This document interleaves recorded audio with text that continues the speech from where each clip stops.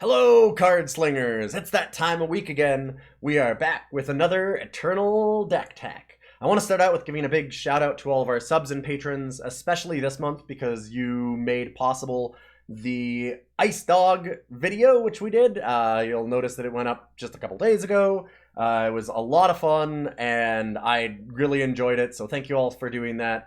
It was terrible, but it was a really, really fun video to make, and I do appreciate the support a lot. We did a very competitive list last week, and I'm not saying that this list isn't, but I updated an old list, and I wanted to have a lot more fun with it because Flame Exalta has been a blast, and I wanted to do some really wild stuff.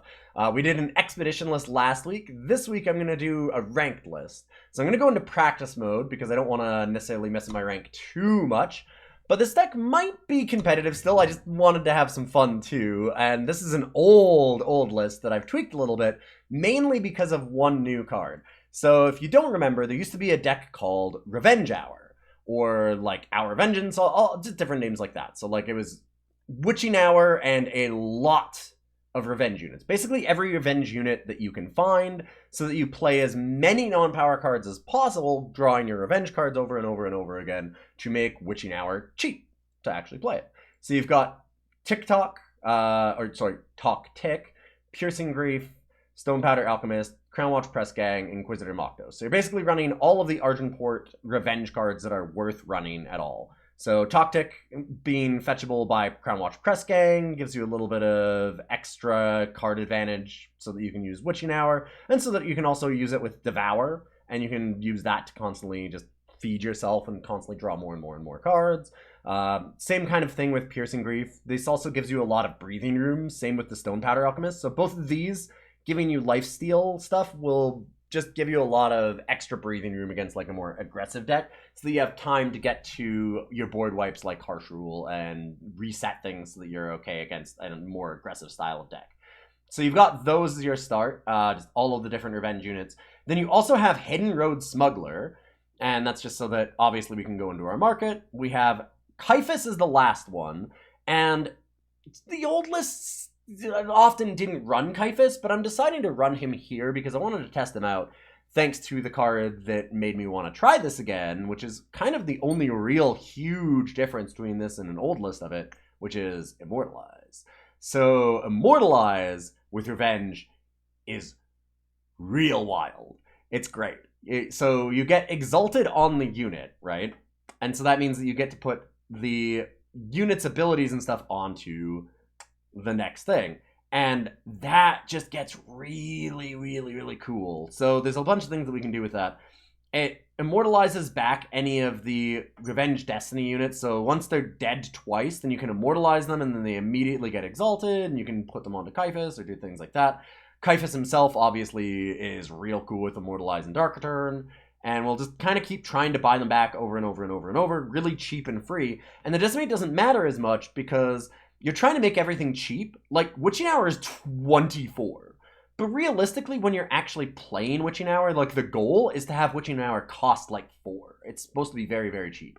And then same with, like, Harsh Rule is going to be your other top end. So you're really looking at, like, 5 or 6 kind of being your top end style of your deck. And Immortalize, you just decimate, get them back for free. You don't actually have to ever play 8.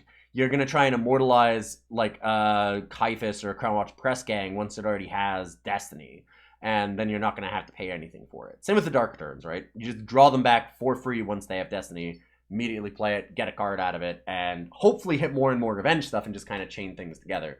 Which is why Harsh Rule, despite the fact that we have 28 units in the deck, and we're kind of a unit deck, Harsh Rule doesn't matter all that much. We Harsh Rule boards where we have more units than our opponent does, if the board is problematic to us, because we have so many things with Revenge, and we want them to be in the void for the Immortalize and the Dark Returns. So the idea is that Harsh Rule doesn't actually hurt us. In many ways, it's helpful, because you want to have them die, so you can draw them again and make the Witching Hour cheap. So Harsh Rule is a kind of cool little card. We've got some Vara's Favors just to help out with the power base. You need a lot of Shadow for Witching Hour. You actually need to have 6 Shadow, so that's just a little bit helpful there.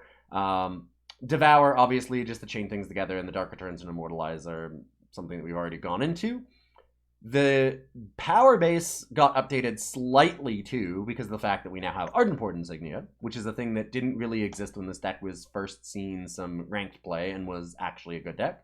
So Argenport Insignia is in there as well. And in the market, so there's a lot of like unitless decks that are going around, and I like having, against those decks, I like making it so that every single unit has to be answered. And Rolant's Memorial does that. So Rolant's Memorial is kind of cool. One problem with it is that the unitless decks are actually running Meltdown because Garden melts this down, which is kind of a problem. But I wanted to test it out anyway because it is really obnoxious. If they can't melt it down right away, you play a, Hidden Road Smuggler and the Piercing Grief, and you immediately go like, oh, Hidden Road Smuggler is an 8/8. It just kind of does that stuff really easily. Like, we've got 22 spells in this deck. It's not that hard to just keep pumping up things. And when you can just throw units away to make sure that you're getting Rolant's Memorial off, it's kind of sweet. We have a Regent's Tomb and a Dizo's Office as extra sites. We don't have any real removal in the main deck because we're just trying to board wipe instead. So our idea is to like constantly trade, and then board wipe, and eventually like Witching Hour comes in and gets enough value, or same with like Caiphus or Makto. And we just kind of outvalue them that way, and we're not really worried about traditional interaction the way that a lot of decks are. But we do have an Avigraft as a way to like answer smugglers or things like that if we feel like it's a good idea, and we happen to have Hidden Road Smuggler in our hand, right, to go and get it. So it's not a huge thing for us, but it's a nice one to just have, just in case if we're in a lot of trouble, we can Avigraft something out of the way. It might be better as like a slay, so that if you're running into a lot of flyers where you can't kill it with Avigraft, then you can just hit it immediately.